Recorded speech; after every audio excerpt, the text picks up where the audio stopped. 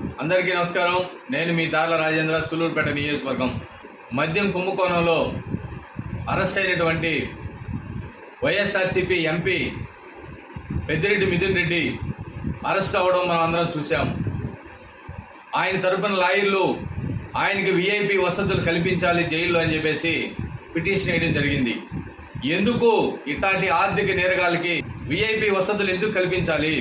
ఈరోజు రాష్ట్రంలో 2019 నుంచి 24 దాకా వాళ్ళ పరిపాలనలో మద్యం కుంభకోణంలో వేల కోట్ల రూపాయలు జోబీలు వేసుకుంటే ఒక ఆర్థిక నేరగాడికి ఏ విధమైనటువంటి శిక్ష ఉంటుందో, ఏ విధమైనటువంటి ట్రీట్మెంట్ ఉంటుందో అదే కల్పించాలి. కానీ జైళ్ళల్లో వీళ్ళకెందుకు మంచం ఎందుకు కావాలి, దుప్పటి ఎందుకు కావాలి, ఇంటికా నుంచి 3 పూట్ల భోజనం ఎందుకు పోవాలి, పేపర్ ఎందుకు కావాలి, టీవీ ఎందుకు కావాలి?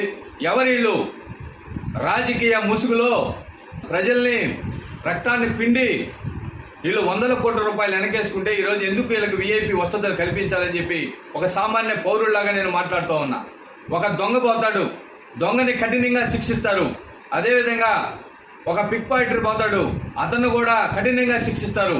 కొట్టుకొని జైలుకి పోతే వాళ్ళు కూడా అదేవిధంగా ట్రీట్ చేస్తారు. అంటే అందరినీ ట్రీట్ చేసినట్టే ఈ ఎంపీ మిథున్ రెడ్డిని కూడా ట్రీట్ చేయాలని చెప్పి మేము కోరుతూ ఉన్నాం. దయచేసి ఈ జగన్మోహన్ రెడ్డి వెనకాలండి జగన్మోహన్ రెడ్డి ప్రత్యేక పాత్ర దీంట్లో. ఖచ్చితంగా జగన్మోహన్ రెడ్డిని కూడా మద్యం కుంభకోణంలో ఖచ్చితంగా జగన్మోహన్ రెడ్డి కూడా అరెస్ట్ చేయాలి. రాష్ట్ర ప్రజలు మనోభావాల్ని దెబ్బతీసి కల్తీ మద్యాన్ని తాగించి 100 మంది ప్రాణాలకి కారకులైన ఈ వైఎస్ఆర్సీపీ జగన్మోహన్ రెడ్డి కావచ్చు, మిథున్ రెడ్డి కావచ్చు, ఇంకా ఎంతో మంది ఉన్నారు. అందరిని కూడా అరెస్ట్ చేసి మరొకసారి ఇటువంటి పొరపాట్లు ఎవ్వరు కూడా ఏ రాజకీయ నాయకుడు కూడా చేయని విధంగా చర్యలు తీసుకోవాలని చెప్పి కోరుతూ